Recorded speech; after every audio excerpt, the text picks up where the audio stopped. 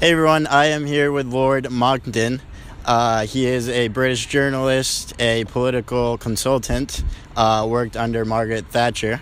How are you doing today? Well, it's very good to be with you, Marcelo. It really is. What brings Here you... we are at Boston Harbour, as you can see in the background. So On a murky sort of day, I brought this weather with me from England because I thought you needed cooling down a bit. What brought you to Boston? So I've come here to attend Camp Constitution, which is a libertarian Christian summer camp for kids aged 8 to 18. And we spent 6 days by the lakeside on Richmond Lake, up in the Berkshires, I think you call them. We would call them Berkshires.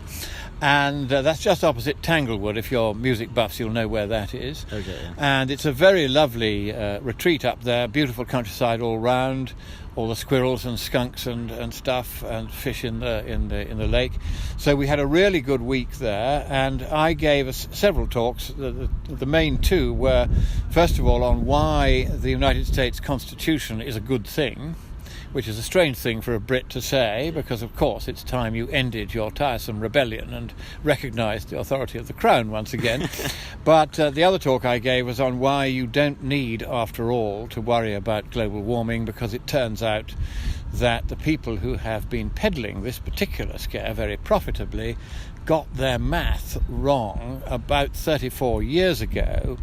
And ever since then, everybody's copied the bad math. We went back and checked. We found a large hole in the math some years ago, and it's taken us time to narrow it down, and we've now got exactly what they did wrong.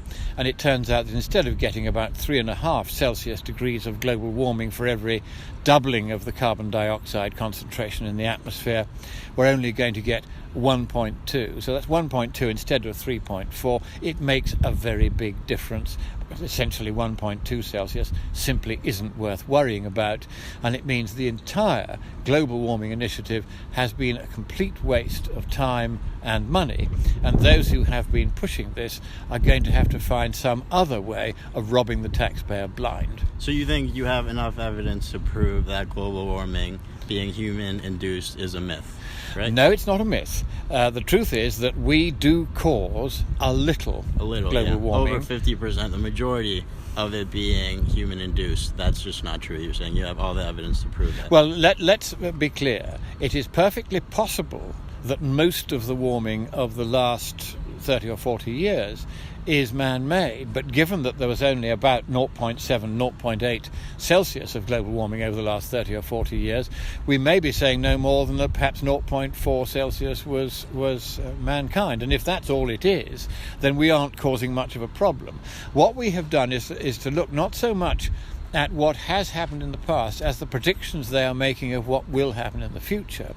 And the basis on which they made those predictions contains a major error of mathematics and physics, which we have corrected. We've exposed it, we've defined it, we've corrected it. And once you correct it, you can determine very much more precisely, with very much less uncertainty than they can, how much global warming there will be, and there won't be very much. Okay, yeah. So, I mean, if you tell this to people here, they'll pretty much look at you like you're an idiot. Like, how can you not believe this, that the majority of global warming is human-induced? Well, the word that you use there is belief. And, of course, that is the way the left wish you to see this. Yeah. For them, the party line is all, and they wish you to believe the party line. But, you see, I don't do politics. I do science, I do physics, and I do math. And it's not a question of belief. It's a question of what you can and cannot prove. And if you can't prove it, you can use what's called probability. If you can prove it, then it's game over. Yeah. And what we have done is proven that they have made an error in the way they define what is called temperature feedback. Now, most of the warming they predict will come from a doubling of CO2 concentration, which is the standard yardstick that they use for trying to say how big the global warming will be. Most of that warming doesn't come directly from the CO2. The CO2 only causes just over 1 Celsius of warming per doubling of the CO2 concentration in the atmosphere. All the rest, the other sort of 2.5 Kelvin that they predict, actually comes from these feedbacks that they imagine exist. What we have been able to prove is that though there are feedbacks in the climate, in net terms, you can actually leave them out of account altogether without very much error, because so small is their overall effect. Okay. And what do you tell people who say 97% of scientists believe global warming is majority human-induced? Again, we have this marvelous word, belief. Now, science is not a matter of belief. Religion is a matter of belief, or I should say superstition in this case is a matter of belief. And besides, science is not done by head count. Science is not a democracy.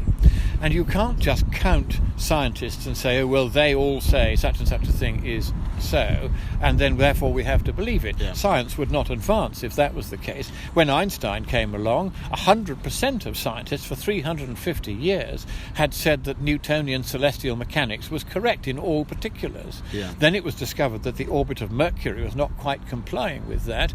Einstein worked out why not. He published a famous paper in 1905 in the Annalen der Physik explaining what he'd found, and he, like me, had no qualifications to write any such paper, but he was correct. Now, I'm certainly not putting myself, intellectually speaking, on a par with Einstein. Let me make that very clear. What I am saying, however, is that if anyone comes along and says you have to believe a scientific proposition because there is a consensus about it, all they're really saying is there's a party line about it, and it's a Communist Party line at that, and my advice is do not pay any attention to the Communist Party line. And indeed, when I and my colleagues decided to investigate the extraordinary claim that 97% of scientists believed that global warming was a problem, and that in particular the specific formulation of the supposed consensus position, which you'll find in the reports of the Intergovernmental Panel on Climate Change, for instance, they say that the consensus proposition is to the effect that more than half of the global warming of recent decades was man-made. Now, it turns that's not a particularly exciting proposition. We've just seen that might mean as little as 0.4 Celsius was caused by us, to which one would say, so what? Yeah. It's not enough to worry about. But the question is even that milk and water proposition, which stops a long way short of the alarmist stuff about the sky is falling and therefore we have to shut down capitalism to save the planet, which is what they're trying to say the consensus is about. First of all, the consensus isn't about anything catastrophic. It's simply to the effect that we caused more than half of the warming of recent decades, and it turns out that there is no consensus on that point. How do we know? Because the paper that claimed there was a 97% consensus, written by John Koch, a self-confessed communist, in Australia. He moved from Australia to America when the police started to come after him for writing this paper, because he was reported for having committed the criminal offence of fraud, and I'll tell you why. What he did was to report that he and his team of schoolboy researchers had read 11,944 scientific papers published on the question of the climate between 1991 and 2011, a period of 21 years, and they said that 97.1% of those papers had in their abstracts, the little summaries you get at the beginning of each scientific paper, explicitly stated that recent warming was mostly man-made. Yeah. Now, what I did to check that was simply to get their own data sheet listing all 11,944 papers and how they had categorized them. Because no one's actually going to do the work to see if this is true, right? So I did it. I checked stuff. So that's what I did. So I found that they had marked all the ones that they said had endorsed this consensus proposition, which says no more than that most of the warming was man-made in recent decades. They had marked that with a (1) at the end of each data line, one data line for each of the papers they were listing, which were named, and the authors and the journal was all there, and then this (1). And there were only 64 out of 11,944 papers marked with a (1) by the very communists who were trying to tell us there was a 97.1% consensus. Now, 64 out of 11,944, and you're doing the math in your head, I can see you now, it's 0.5%. So what we then did was, to save ourselves trouble, we read just those 64 papers, and what did we find? Only 41 of them, 0.3% of the entire 11,944 sample, had said explicitly words to the effect that recent global warming was mostly man-made. So the authors of that paper, and I'm going to use this word advisedly, they had simply lied. So the first thing we did was to write to the journal that had published this guff. And the journal, after messing us around for weeks, in the end simply refused to publish the truth because the editors, who were all communists, were so embarrassed that they'd been caught out in this very, very silly scam. It was effectively a fraud in which they had willingly participated. So we got nowhere with the editors. We then published a paper in the Journal of Science and Education setting out our result and proving it. And to this day, you will not find any mention of our paper correcting this 97.1% figure anywhere in the Mark Stream media. Wow. They won't touch it because it doesn't fit the party line. It's true, of course, but it doesn't fit the Communist Party line.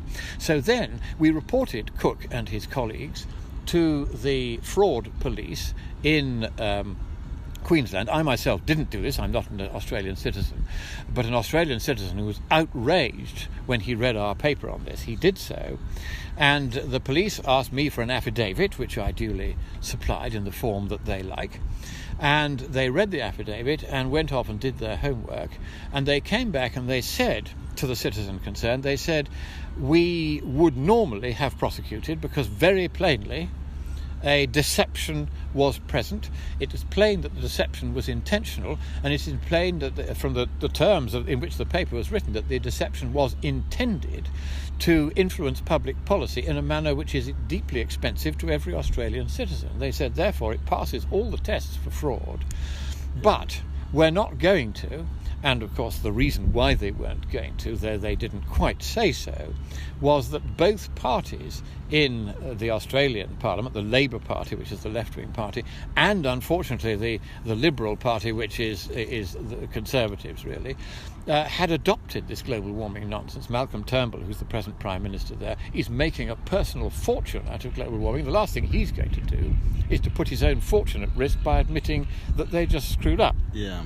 So the police felt that in that political environment they dared not do their duty and prosecute these wretches, but the wretches got wind that they might be facing prosecution and they got out of the country very quickly, and one of them, Koch himself, is now somewhere in the United States, in a state chosen very carefully, I suspect, where it'd be rather hard to prosecute him here because the judges are all left-wing. So Yeah. that's, they are beginning to take fright now, because every time they commit these frauds, I and others like me are now watching. We're doing the homework very carefully, and then we're going after them, and the police in various countries are just beginning to show a flicker of interest. They realise that if this is a fraud, it is the largest fraud in human history, the global warming fraud. Yeah, it really is.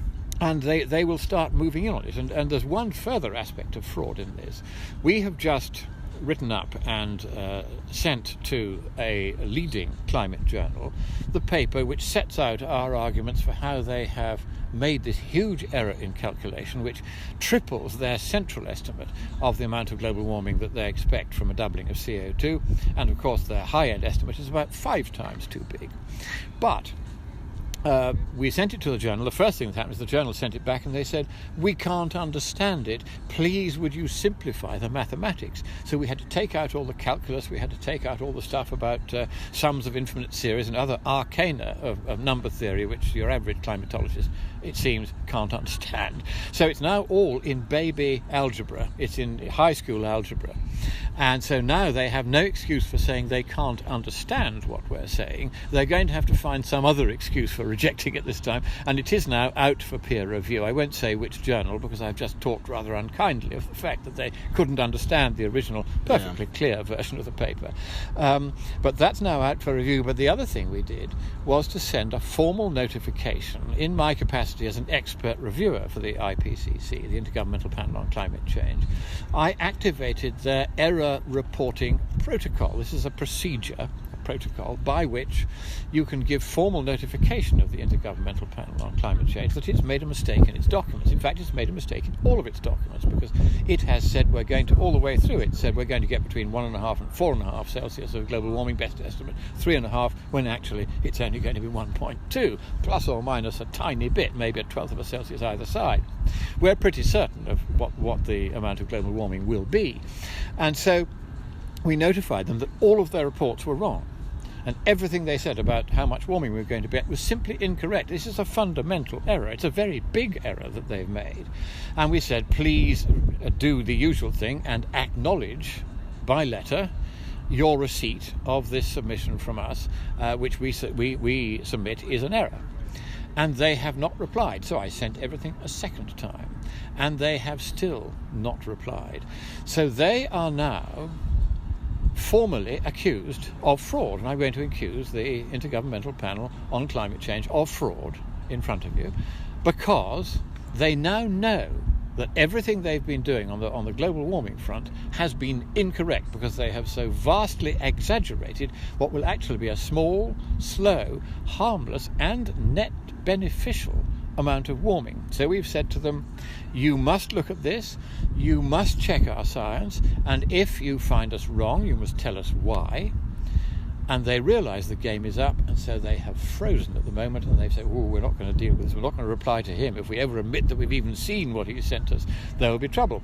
So various people are now in this country writing, and I encourage you to do the same when you've seen this interview.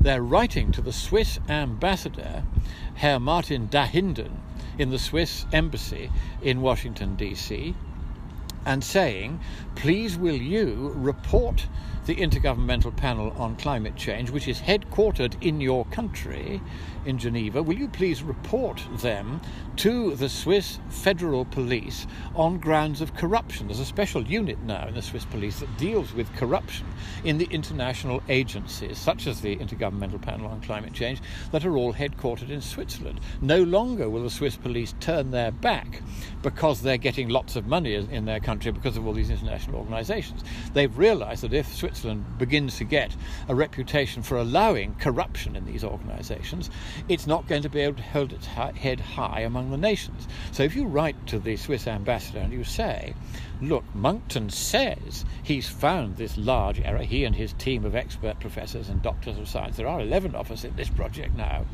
and we have everything from a nuclear engineer to an astrophysicist who's won awards for his work in studying the sun. We've got a professor of climatology, a professor of control theory, which is the area of science they borrowed and got wrong. We've got a professor of statistics. I mean, these are eminent people. It's not just little me, a layman who doesn't know what the heck he's talking about. These are people who know what they're talking about. And if we write, as we have, to the Intergovernmental Panel and we say, you've made a mistake, please check, what they can't do is bury their heads in the sand and refuse to acknowledge that we've reported an error. That is a breach of their own protocol, and it's a breach of Swiss law, because in effect it can now be alleged that they've been told what the truth is, and instead of dealing with it in accordance with their own procedures, they have refused to deal with it, and therefore from the moment they refuse to reply promptly as their protocol requires, from that moment on, the Intergovernmental Panel on Climate Change is guilty of fraud and corruption under Swiss law, and it must be prosecuted and preferably driven out of Switzerland and let it go and find somewhere else to do its frauds. Now, do you think this information will eventually become mainstream at some point, or do you think the left has such a tight hold on the media that they won't allow any of this information to get out there? The media, of course, which are largely in control of the Marxist left, will try their best not to report this result, and if and when they do report it, it will be sneeringly, and they'll say, Monckton, of course, is a layman, he doesn't know what he's talking about, his degree is in classical architecture, not in science, he calls himself a lord and he's not a real lord. There'll be all sorts of stuff, personal attacks on me. That's the way the left operate. Yeah. Anything other than confronting the fact that right at the heart of their communist doctrine about the climate is an enormous scientific error. So of course they'll duck and they'll dive and they'll try not to report it.